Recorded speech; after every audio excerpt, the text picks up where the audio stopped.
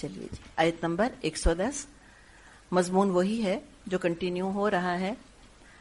فرمایا کنتم خیر امت اخرجت للناس تأمرون بالمعروف وتنہون عن المنکر وتؤمنون باللہ ولو آمن اہل الکتاب لکان خیرا لہم منہم المؤمنون واکثرهم الفاسقون. اب دنیا میں وہ بہترین گروہ تم ہو جس انسانوں کی ہدایت اور اصلاح کے لیے میدان میں لایا گیا. تم نیکی کا حکم دیتے ہو، بدی سے روکتے ہو اور اللہ پر ایمان رکھتے ہو. کہ اہل کتاب ایمان لاتے تو انہی کے حق میں بہتر تھا، اگرچہ ان میں سے کچھ لوگ ایماندار بھی پائے جاتے ہیں لیکن ان کے بیشتر افراد نافرمان ہیں. تو اب دیکھیں یہ سٹیپس ہم دیکھ رہے ہیں کہ یہ سٹیپس تو ہو گئے. آیت نمبر 103، پھر آیت نمبر 102 دیکھی، آیت نمبر 103 دیکھی، آیت نمبر 104 دیکھی. جو ان سب پر عمل کر لے اب وہ امت بن گئے ہیں حقیقت میں. اب ذمہ داری ڈالی جا رہی ہے کہ تم بہترین امت ہو جو لوگوں کے لیے نکالے گئے ہو. لوگوں کی اصلاح کا کام اب تمہاری رسپانسبلٹی ہے. خیر امت، خیر امت کس لیے کہا؟ کہ کوئی 4 آنکھیں ہیں کیا؟ یا کوئی 2 کی جگہ کوئی ان کے 6 ہاتھ ہیں کیا؟ نہیں. جب تک بہترین کام کرتے رہیں گے بہترین امت رہیں گے. کنڈیشنل ہے یہ. جب بہترین کام چھوڑ دیں گے تو بہترین امت نہیں رہیں گے. تو جب یہ آیت نازل ہوئی کہ کنتم خیر امت، تو یہ تو 110% صحابہ کے اوپر پوری کی پوری فٹ بیٹھ رہی تھی. اور باقی امت میں جو چاہے اپنا حصہ اس آیت میں ڈال دے، اپنے آپ کو ایسا بنا لے. اور یہ حقیقت ہے کہ ہماری امت میں، مسلمانوں میں بہت بہترین لوگ پیدا ہوئے، بہترین علماء، بہترین عبادت گزار اس امت میں پیدا ہوئے کہ جن کی مثال نہیں ملتی. توحید کے عقیدے کو محفوظ کیا اور آج بھی موجود ہیں اللہ کے فضل سے. ایسی بات نہیں کہ آج نہیں ہے. اور ان میں یہ ساری خوبیاں موجود ہیں کہ وہ برائی کو برائی سمجھتے ہیں، نیکی کو نیکی سمجھتے ہیں.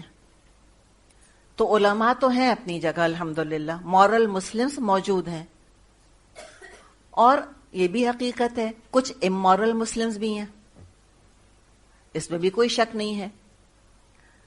تو جب تک وہ امورل مسلمز اللہ سے استغفار کرتے رہیں گے اللہ بخشتا رہے گا. تو مورل ہونا بھی ٹھیک ہے، مورل ہونا اچھا ہے obviously. امورل ہونا بھی اتنا برا نہیں ہے. ابھی ہم نے کیا بات کی تھی؟ پرابلم کہاں پر ہے؟ اے مورل ہو جانے میں، انڈیفرنٹ ہو جانے میں. امورل ہیں، ٹھیک ہے، مانے کہ امورالٹی ہوئی ہے، مانے کہ گناہ ہوا ہے. وہ معروف کو معروف سمجھتے ہیں، منکر کو منکر سمجھتے ہیں، لیکن انسان ہونے کے ناطے ویکنیسز ہیں، گناہ ہو جاتے ہیں، امورالٹی کا صدور ہو جاتا ہے. اللہ سے معافی مانگتے رہیں، اصلاح کی کوشش کرتے رہیں، اللہ معاف کرتا رہے گا، ٹھیک ہو جائیں گے. سب سے زیادہ فکر جس بات کی ہے وہ یہ کہ اے مورل ہو جائے انسان. گناہ اور ثواب، خیر اور شر، معروف اور منکر، سب کی پہچان مٹ جائے، سب ایک جیسا لگنے لگ جائے. یہ ہے پرابلمیٹک. اور دنیا آج کل یہاں کھڑی ہوئی ہے. وہ کہتے ہیں nothing is good or bad, only thinking makes it so.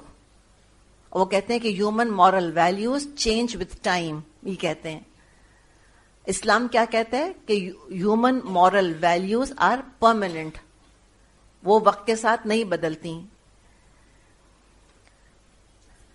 اور آج ہم یہ دیکھتے ہیں کہ اس گئے گزرے دور میں بھی یہ آیت بہرحال ہم پہ فٹ آ رہی ہے. مسلمان ہی ہیں جو ریلیجس ویلیوز کے علمبردار ہیں.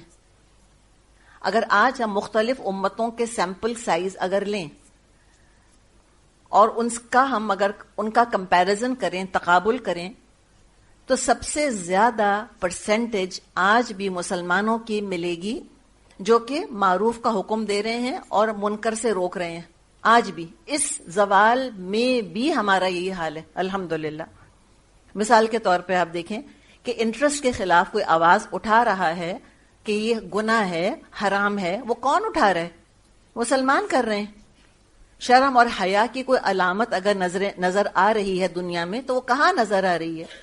مسلمانوں ہی میں نظر آ رہی ہے شرم اور حیا کی علامت، اس کا سمبل۔ عبادات کا اہتمام کوئی کر رہا ہے تو کون کر رہا ہے؟ مسلمان ہی کر رہے ہیں الحمدللہ۔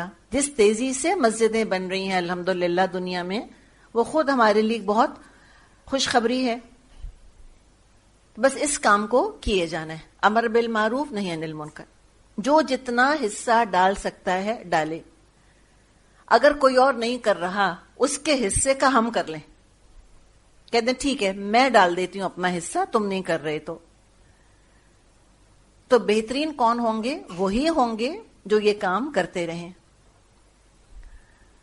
اور اب آخر میں بتا دیا کہ اہل کتاب کی طرح نافرمانیاں کر کے یہ فضیلت مت کھو دینا تم۔ کہا کہ اگر یہ اہل کتاب بھی ایمان لے آتے تو بہت اچھا ہوتا۔ سمپل کیا پتا چلا کہ اہل کتاب مومن نہیں ہیں، obviously۔ وَلَوْ آمَنَ أَهْلُ الْكِتَابِ لَكَانَ خَيْرًا لَهُمْ، اہل کتاب ہیں لیکن یہ بہرحال کافروں ہی کی ایک قسم ہے۔ تو اگر یہ بھی مسلمان ہو جاتے تو بہت اچھا ہوتا۔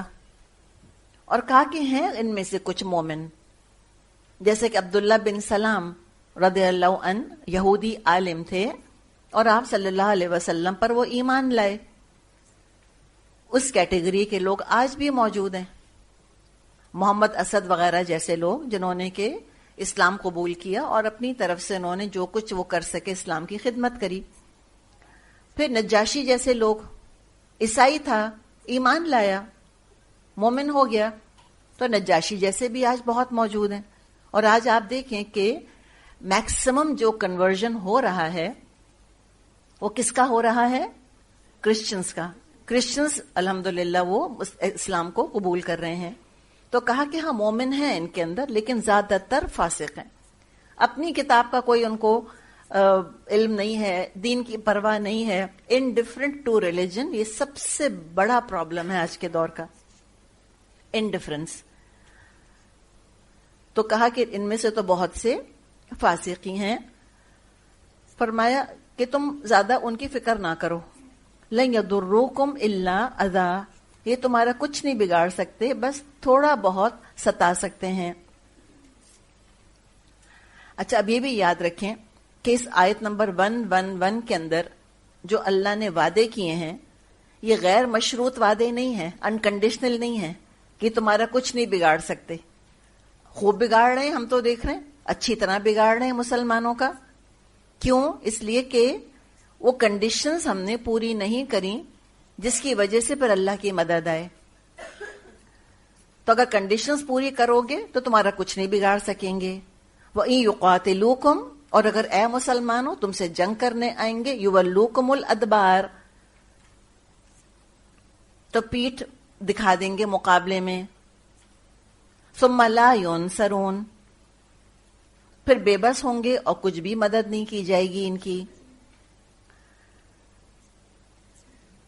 تو بات ساری کیا ہے کہ شرط یہ ہے کہ اے مسلمانوں تم فی سبیل اللہ جنگ کر رہے ہوگے، تب اللہ کی مدد آئے گی۔ یہود کے سارے قبیلوں کو شکست دی نبی اکرم صلی اللہ علیہ وسلم نے، اور جب بھی مسلمان خالص اللہ کے لیے نکلے اور آپس میں اختلاف نہیں کیا تو کوئی مسلمانوں کو ہرا نہیں سکا۔ تعداد میں کم رہے، تعداد میں زیادہ رہے، کچھ بھی ہوا، ہارے نہیں۔ فی الحال عارضی طور پہ ہم دیکھ رہے ہیں کہ مسلمانوں پر ایک اجتماعی زوال ہے، ایک ڈاؤن فال ہے ہمارے اوپر۔